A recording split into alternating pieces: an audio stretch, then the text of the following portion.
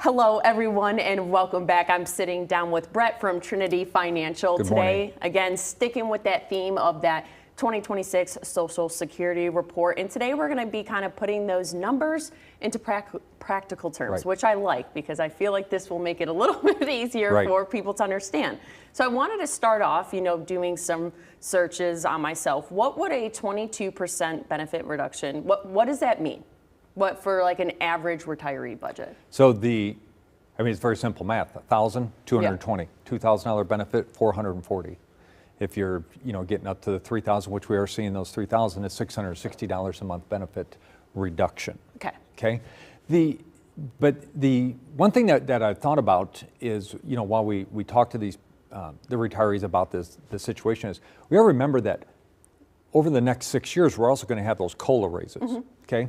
So there's also a possibility that, and we got to factor inflation in, but we might have those COLA raises and then it just comes back. I mean, that could be the worst thing is we fast forward 6 years and we're right back to where we are in 2026. That's not good because inflation increases. Plus, I'm very, very confident that Congress is going to fix this problem. I mean, there's a very, very simple solution that they can do. They just have to pull the trigger. Absolutely. And kind of sticking with that retiree budget, I guess would be the right way to put it. What would a cut, let's say, most likely affect first? I was kind of curious. Would that be healthcare? Let's say travel? How? I would say travel. Really? Yeah. And how could that look for a retiree affecting? I mean, it's just kind of that your own personal. Well, I say travel. Let's put total discretionary spending. Okay. Because the people that it's going to impact, if this was to go through, okay, and Congress does nothing to fix this problem over the next 6 years, who's it going to impact the most? The people that rely on Social Security strictly for their income, right? That's who it's going to impact. And discretionary, any type of discretionary spending is probably going to be out the window. So those are the people that I feel for because they really don't have a lot of other options except for they're at the mercy of if there was a reduction. So let's, if people have the Social Security benefit, they also have dual Social Security benefits, they have pension, and they have savings. They can, as we've been talking about, they can start to plan and plan for that reduction. So their life may go unchanged, as far as a financial. But it's the people that rely strictly on Social Security, discretionary spending would be the first thing that goes. Absolutely. I mean, healthcare would be, it's covered anyway by Medicare. Medicare comes right out of their Social Security, so there's no way to stop that.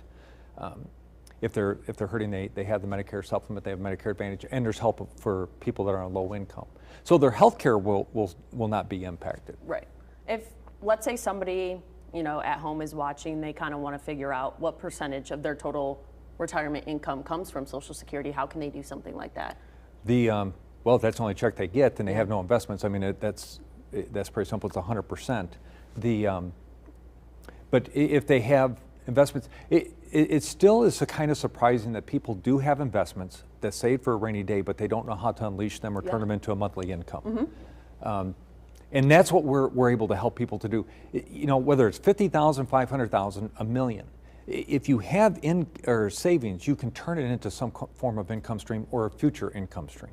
It's just taking a look at how much they need. So everyone's different. Your need is going to be different than someone else's need, and it's so there's no blanket statement. For how much they need or how much they're going to have a pay cut for. Right, yeah, and that was just kind of what I was going to ask you next too, is how you were mentioning that someone's needs can be different from, let's say, my needs. Is that what can make it, does it make it difficult to find how somebody can diversify income, let's say in retirement beyond Social Security?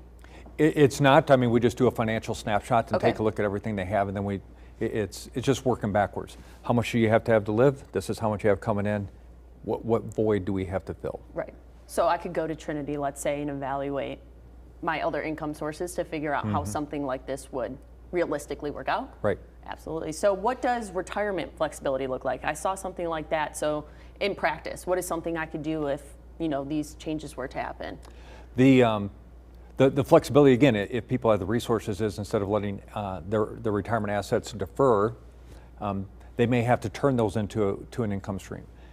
Especially husband-wife, because if they have that reduction, again, we're assuming they're going to have a reduction. I don't think there is going to be one, but if they do, we got to remember husband-wife has a double whammy, right? And then they also have the whammy on the the hit on the survivor benefit. So we have to, instead of deferring, we may have to allocate some of that to a future income stream, which would be flexible, and take some money out of the discretionary spending, gifting, whatever they're going to do with that. Right. But if somebody does need help, you know where to go. I hope so. It's Trinity Financial.